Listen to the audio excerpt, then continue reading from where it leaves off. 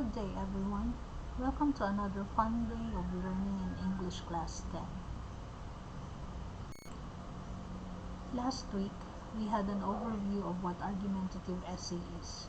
We learned the different patterns and language devices which we can use in writing. This week, we will clarify some terms and we will try to present the lesson with more samples for a deeper understanding.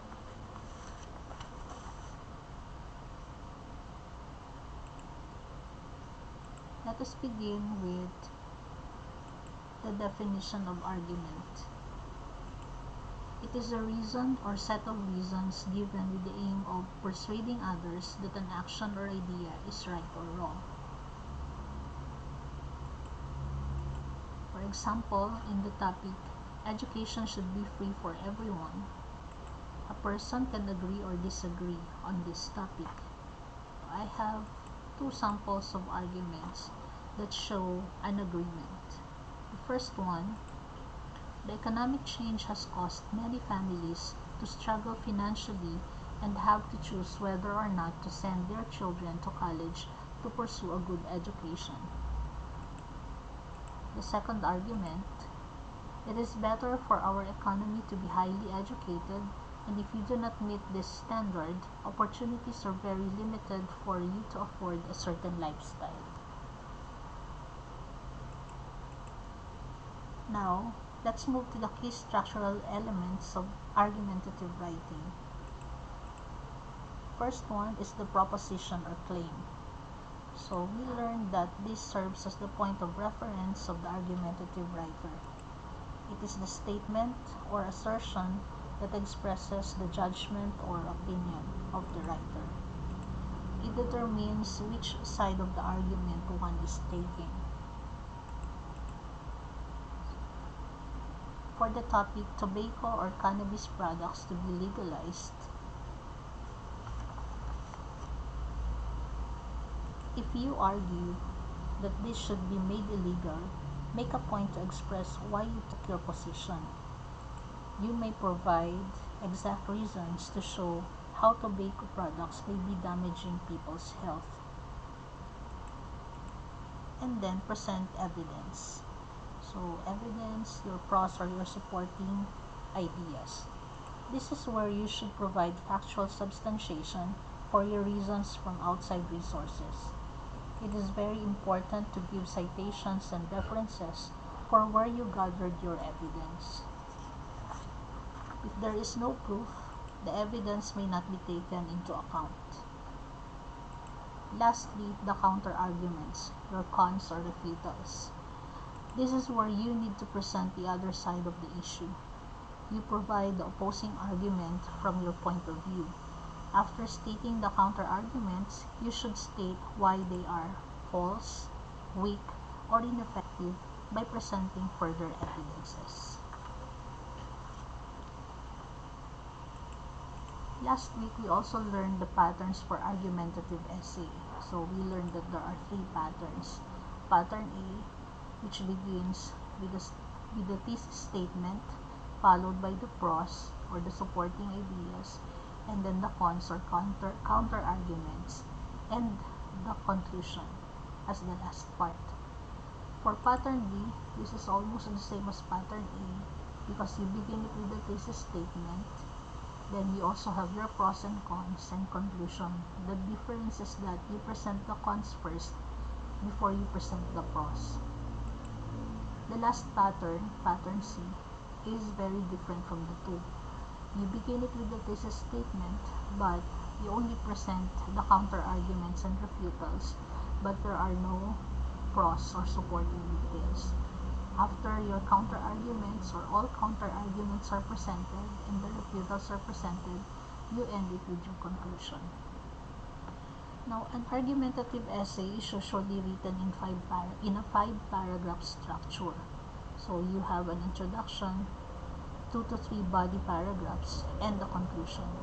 Logically, each of those three sections will have a unique structure, so understanding them on an individual level will help ensure a smooth writing process. So we will be using the internet as the most significant technological advancement in society as an example. So the first one, introduction. You have to have a hook statement. The hook statement can be a rhetorical question, a meaningful quote, or an intriguing idea. Then you write a background information.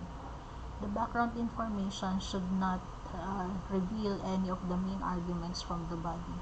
It should ideally transition the train of thought towards the thesis statement. The thesis statement is the last sentence in the introduction, so it presents the focal point or the central argument of your entire paper. Then after the introduction, you have the body paragraphs. Okay? This is where you present the pros and the cons. This is where you show your evidences, and you also raise your counter arguments, but show that the counter arguments are weak, okay, or ineffective. The body paragraphs should have the topic sentence, okay, the topic sentence, which is the presentation or the introduction of the sub-argument for its particular section, and then followed by a claim. Okay, it is time to link your main sub-argument to your thesis statement. So the goal is to explain how this point validates and strengthens your central message. And then of course you have to have your proof. So the evidence. Your evidence must be a factual support. Okay, an example can be statistics, references, or logical ideas that support your claims. If this information comes from credible external sources, it will add to the essay's overall validity.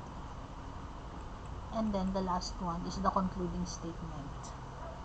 So you have to present, or after presenting a defendable claim and supporting it with the evidence, you have to end the body paragraph with this, okay, with the goal of summarizing the overall significance of the claim to the thesis. So why was this particular point so essential? That's what you have to answer in the concluding statement. The last part is the conclusion. So in the conclusion, you have to restate the thesis.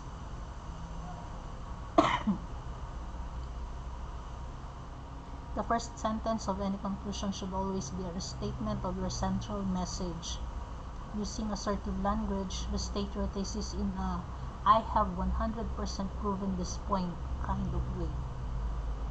And then followed by a brief summarization of sub-arguments. So because the readers have read so much, they may have forgotten some points that you have raised. So you have to give a summary. And then overall concluding statement. You have to end your argumentative essay with a bang. Present a memorable concluding statement. Usually this sentence will express the universal importance of the information and should leave the reader with a prompt to further investigate the topic. So if you follow all this, you will be able to come up with a very good argumentative essay. So good luck everyone, and congrats, you have again finished another lesson in English 2. We are going to have more tasks in our classroom. See you again next time.